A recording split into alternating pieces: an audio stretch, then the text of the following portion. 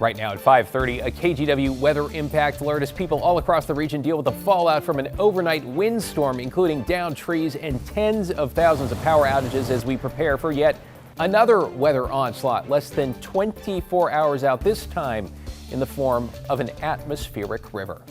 Thanks for joining us. I'm David Molko. We had viewer after viewer telling us they were woken up by howling winds in the overnight hours, toppling trees across the metro onto homes, vehicles, and power lines. These are just some examples. Video from the Mississippi neighborhood, the Forest Heights area, and in southeast Portland. In the Rose City alone, there were reports of at least 84 trees on sidewalks, roads, city property. Those are just the ones we know about. Officials reminding everyone to assume any downed line is live, to stay back and immediately call 911. Let's get a quick check of the power outage map in Oregon. PG reporting more than 39,000 customers without power across thousands of individual outages. Pacific Power, you're at about 8,000 in the state. Also in the dark, Clark County Utilities, 12,000 give or take. Let's bring in meteorologist Joe Ranieri now in for Matt, tracking the next round of potentially damaging weather. Joe, I guess a 1-2 punch. Yeah, it's going to be pretty nasty, I think is a good way to describe it. As soon as this front moves onshore, really into the morning commute hours and beyond, it pretty much is going to be with us all day long. As we look at the wind gusts, I talked a little bit earlier in the show about the crazy amount of rain we're going to be seeing. And I'll talk about that in a second, but the wind is also going to be part of this atmospheric river. Notice the central Oregon coast, Newport, gusts anywhere from 50, maybe 60 miles an hour. Here in the metro area, the timing on when we're seeing the winds really pick up will be basically late morning and into late afternoon. There's a 4 or 5 hour period where we could be looking at gusts anywhere from 40 to 45 miles an hour. Our ground is absolutely wet and saturated. There's just not much to, stop from these trees to come down. So looking at we talked about the wind, now we'll bring in the future cast, talk about the rain. We'll put this into motion by, I'd say 8, 9 o'clock is when we'll be seeing nothing but yellows and greens and oranges across the metro area. And as we go into the later part of the morning and the afternoon, we're picking up even darker colors, some reds over just east of Salem. There could be a little bit some thunderstorms mixed in with this, but regardless, it's going to be absolutely wet no matter where you're at. The coast and the valley and the mountains, you're going to be seeing snow. A significant amount of snow has already fallen, 5 inches so far today. I'm forecasting another 4 overnight. You do the math, you're looking at close to 9 inches of snow throughout the Oregon Cascades in a short amount of period. But a lot of those numbers I just showed you are going to be washed away because of the heavy amount of rain. Light amounts between late tonight and early tomorrow. Look at this number. It just continues to blow up over the next couple of days. Yeah, by the end of tomorrow, early Friday, David, we could be looking at anywhere from 2.5 to 3 inches of rain. And we've already seen over 5 inches of rain for the entire month of December. Let's say we get 3 inches. That's over 8 inches of rain over a 17-day period. That is a lot of rain. That is a big reason we have the weather impact alert and why there could be more power lines coming down as well as trees. It's going to be a busy 48 hours here, Joe. Really appreciate it. Thanks so much.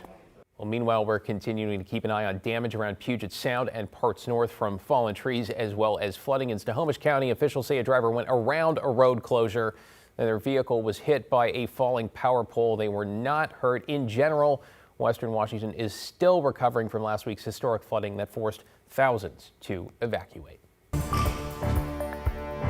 Well, let's get to other headlines now, with the city of Portland planning to open another overnight shelter, this time in Southeast, and one that's apparently a surprise to some neighbors. Blair Best with that update. Portland Mayor Keith Wilson has his sight set on this church off Southeast Powell Boulevard and 148th Avenue for the city's next overnight shelter. To be honest, we don't feel too good about. Miguel lives right next door.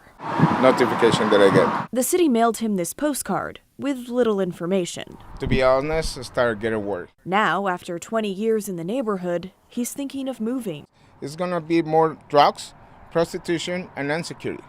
That's what I see. We didn't get any letters, phone calls. Emily also lives next to the planned shelter site, an area that she says already struggles with the side effects of homelessness and crime. So we're feeling kind of neglected in general. We don't have anything against, obviously, like the efforts that are being put forth in principle. We have a problem with the process and the fact that we're being left out. I did not know that until you asked me. Despite the surprise, June welcomes the shelter. The natural answer for everyone is always the NIMBY, right? Not in my backyard. I want this solved, I want the mental health crisis, I want homelessness solved, but don't do it in my backyard. The thing is if they don't have a place to go, they're in your backyard. Yeah, they post me and I'm moving. Fedor camps 1 block away. I don't choose to be outside, but that's how my life. I almost died, and when I get out from hospital, I lose my job and then I lose my apartment. There's one thing, he says, holding him back from accepting shelter. I mean, it's a good thing, but I can't leave my dog. A city spokesperson says more information on the East Portland shelter will be released in the coming weeks. So far this year, the city has opened more than 1,500 new shelter beds across 6 shelters. Near the planned East Portland site, a Montessori school. Staff there tells KGW they're meeting with city leaders Friday. The organizations and the parties that are involved in making these decisions, they get to clock out and go home. And we live here, so I just wanted to reiterate that for the people that are making these decisions. Blair Best, KGW News. To North Portland now, where police arrested a man who allegedly threatened a woman on a TriMet bus with a gun. The incident sparked a more than 3-hour-long search centered on Rosa Parks between Holman and Maryland.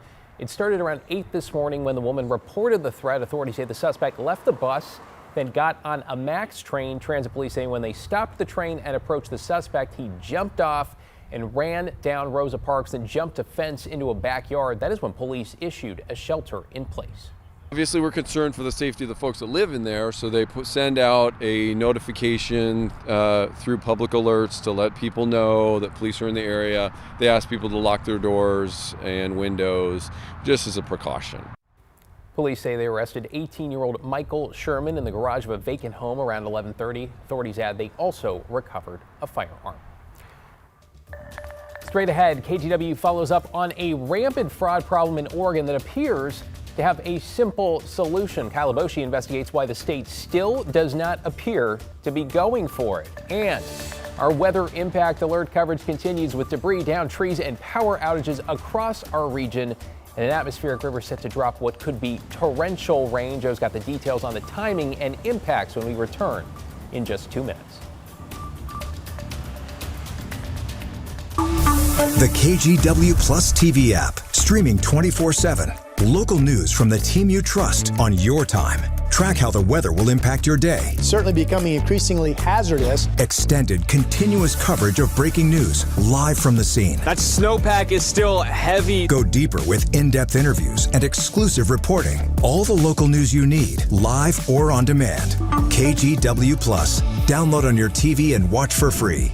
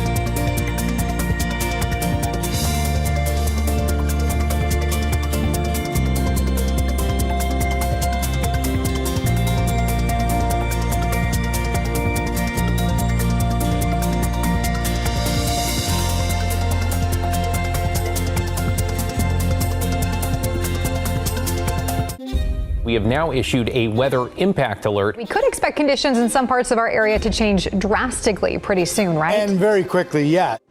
This is significant rainfall coming our way. You'll definitely want to be extra cautious. Certainly becoming increasingly hazardous. We've got the potential for some tree limbs or even trees or power lines to come down. Of course, when you hear thunder, it's always best to take cover. On Weather Impact Alert Days, stream extended coverage on KGW Plus. Welcome back. Tonight, a follow-up investigation into food assistance fraud in Oregon, with some families going to buy groceries only to find their Oregon Trail cards have a balance of 0 because their benefits have been stolen. Investigative reporter Kyle Boshi has been covering this issue for 3 years now. And while it appears there is an easy fix, it looks like red tape remains the biggest roadblock. This little card is a lifeline for Sarah Morrison. The tigered mother relies on monthly government benefits to put food on the table for her 3 kids. Well, I mean, that's what I feed them with, and prices are so inflated right now. I only shop sales. That's how I feed us. In early December, Sarah went to buy a few groceries, but after swiping her Oregon Trail card, the purchase was denied. I was just confused. I went instantly into my app and to see if maybe I did something wrong. The app showed that just minutes after monthly benefits had been loaded, someone made hundreds of dollars in food purchases and cash withdrawals, wiping out Sarah's account. Everything was gone. There was $4 left. The Oregon Department of Human Services told Sarah there was little it could do and explained her benefits had been used thousands of miles away at a CVS pharmacy and Key Foods in Queens, New York, and a Golden Farm supermarket in Brooklyn. Your benefits were used in New York. New York. Were you in New York? I was never in New York. Right here in Oregon. Sarah doesn't know how the crooks got her card information, although over the past few months, there's been a spike in skimming cases throughout Oregon. Crooks often skim EBT or Oregon Trail cards by secretly attaching a small device to a checkout machine that sends card numbers and pins back to the thieves, who then create fake cards and drain accounts. To take from people that are already struggling, it's a certain kind of evil. In November alone, there were 440 thefts involving Oregon Trail cards, according to Oregon DHS, totaling more than $91,000 in stolen benefits. And of those theft cases, 98% involved out-of-state purchases. Which brings us to an easy and obvious solution. Why not block out-of-state purchases? Right now, the default setting in the Oregon Trail card allows for out-of-state purchases. Why not change that? The USDA agreed, writing in a statement to KGW. To strengthen fraud prevention, the USDA Food and Nutrition Service has encouraged states to block out-of-state and online SNAP transactions by default. So why doesn't Oregon do that? Oregon DHS declined an on-camera interview, but a spokesperson said, quote, "We're working with our EBT vendor to determine what would be necessary to automatically block out-of-state purchases. In the meantime, we're all paying the price." Taxpayers are getting ripped off, and individuals, particularly poor people, are getting ripped off. Senator Ron Wyden has been pushing to upgrade EBT cards with smart chip technology, like most credit cards or ATM cards, which make them more difficult for fraudsters to skim. What we need are secure chips in these cards, and I'm determined, because it's long overdue, to get them in there. What's the hurdle? The hurdle is always the bureaucracy has something else to do. I'm going to make sure that's changed, and we're going to get it done.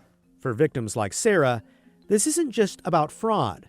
It's about feeding her family. That was our, money for this month, for December, that I don't have access to anymore. And unless there's a fix, more Oregon families will lose the money they depend on. Kyle Lavoshi reporting there. By the way, one state, California, has added smart chips to its EBT cards. 6 other states, Oregon is not one of them, have ongoing projects to modernize cards by adding chips or tap-to-pay features. Of course, Kyle will keep you posted. 3 years and counting on that one. Joe's back with us now. It's really interesting because we had that windstorm blow through overnight, which woke a lot of people up. You have all the damage and power outages, I think upwards of 200,000 customers at the peak today.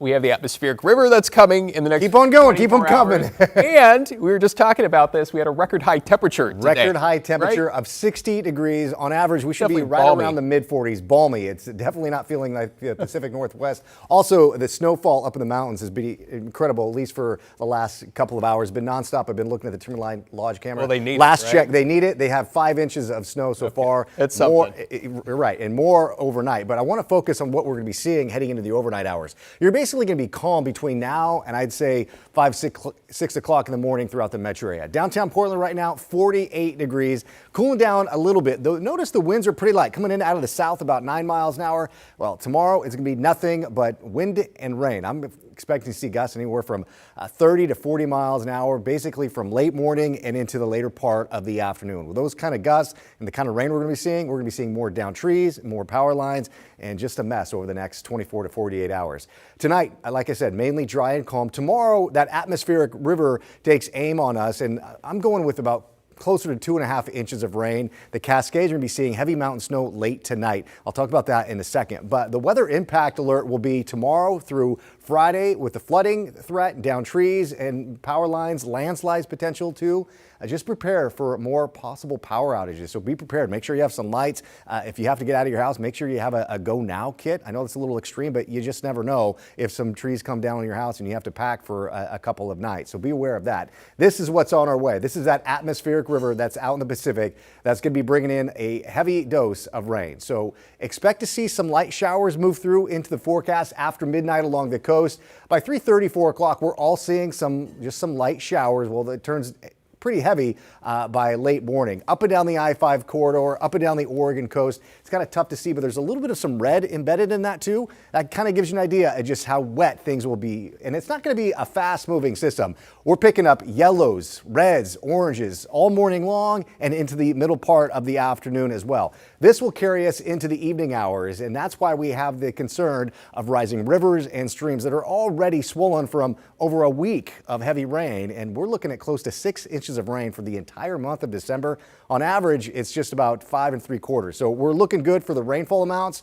But with that kind of rain and basically falling in the last 17 days, the concern is for our saturated soils. As we go into Friday, a little bit calmer, but again, picking up some of those heavier cells, those could be producing some thunderstorms at times Friday. So if that's the case, we could even be seeing heavier downpours at times going into Friday as well. So that's why the weather impact alert is up for the next couple days. Wind advisory will be in place because of the high winds from tomorrow morning until 7 o'clock tomorrow night, with gusts anywhere from 40 to maybe 45 miles an hour here locally, closer to 50 to 60 along the Oregon coast. That green color is that flood watch that will be taking effect from tomorrow morning in a few locations all the way into Saturday. Again, I know I'm covering a lot of stuff, but that white you saw is a winter weather advisory throughout the Oregon Cascade. So I have this stopped here tomorrow morning right around 11 o'clock. This is kind of the window where those winds will really start to peak, anywhere from 50 to 60 miles an hour along the coast. And again, as we go into the afternoon, this isn't just an hour event. This is at least 3, 4, maybe longer hour with the winds, and the rains are going to be pretty much nonstop. And the snowfall amounts will be pretty impressive overnight. We've seen about 1/10 of an inch of rain so far today. Well, those rainfall amounts are really going to just be incredible heading into the next few days or so. So the day planner tomorrow, we're going to be seeing steady stream of rain from beginning to end basically. That carries us into late tomorrow night into Friday. Yeah. A little bit drier for Saturday and Sunday, but David, the next few days are going to be absolutely wet. Busy 48 hours, and of course the streams and the rivers that usually flood, you'd expect those to flood as well. I see some localized flood warnings and stuff. Yeah, Johnson Creek is one we have to pay attention to, and also, along the Oregon coast as well. We're going to be busy, and we're going to be here with you. All right, still to come, the local gathering all about what to say if you're detained by federal agents or what to do if you witness ICE in action. That's next. The KGW Plus TV app, streaming 24/7. Local news from the team you trust on your time. Track how the weather will impact your day. It's certainly becoming increasingly hazardous. Extended, continuous coverage of breaking news live from the scene. That snowpack is still heavy. Go deeper with in-depth interviews and exclusive reporting. All the local news you need, live or on demand. KGW Plus. Download on your TV and watch for free.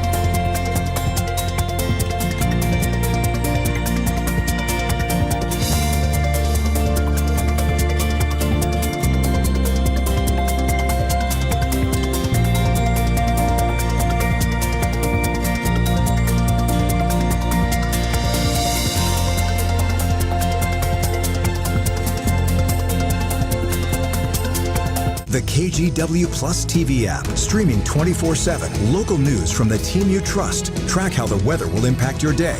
Breaking news live from the scene. All the local news you need. KGW Plus. Download on your TV and watch for free. On Weather Impact Alert Days, stay informed, prepared, and connected with KGW and KGW Plus. Coverage that alerts you to what's coming and how it will impact you. Watch extended weather coverage on KGW Plus. Welcome back. With ongoing immigration enforcement around the Portland metro and across the country, some communities, including Gresham last night, are trying to combat fear with knowledge. Alma McCarty explains. Here in Rockwood, the city of Gresham partnered with Latino Network to hold this training, though many, the vast majority even, attended virtually. This wasn't a surprise to organizers who said there's a lot of apprehension in the community surrounding ICE. Hey, remember your rights. Don't answer anything. Don't sign anything. What to say or what to do might not come easily in a high-stress, high-emotion situation, especially one involving federal agents. The adrenaline runs down my body every time I go out into the streets to verify ICE activity, and you can't help it. It's why Ana Munoz with Latino Network says these trainings are so important. Knowing our rights is about making sure that we are asserting our constitutional rights in ways that are going to protect us. It's been really hard with friends and neighbors, they're afraid to leave their homes. They contact me, hey, can you go outside? Can you go search, make sure that the area is safe? Elisa, one of those attending, explains that's the reality on the ground. The fear keeping people from leaving their homes, avoiding appointments, trips to the grocery store, even in-person events like this one. I came here because I wanted to learn more and know what I could do to help. And also know my rights being Hispanic, because now they can racial profile. How do I know they're not going to come after me? They're not going to go after my kids. Knowing our constitutional rights is one thing, but having the courage and knowing how to exercise those rights is is key. For someone being detained, it's speaking up, saying out loud, I have the right to remain silent and I don't consent to this search. For bystanders, it's recording safely at a distance and saying again out loud that you have a right to do so. Then sending videos or information off to community groups that can step in and help the person in ICE detention. We shouldn't be afraid of our government. We should be able to face and defend our rights, even if it's federal agents or even the National Guard. Stay calm, be respectful, do not argue, do not resist. KGW reached out to ICE and DHS for comments, but we did not hear back. In Gresham, Alma McCarty, KGW News. Straight ahead, a library and young people you might say are ready for a second chance. How you can help give the gift of reading and a fresh start. KGW Plus TV app, streaming 24/7. Local news from the team you trust. Track how the weather will impact your day. Breaking news live from the scene. All the local news you need. KGW Plus. Download on your TV and watch for free. On Weather Impact Alert Days, stay informed, prepared, and connected with KGW and KGW Plus. Coverage that alerts you to what's coming and how it will impact you. Watch extended weather coverage on KGW Plus.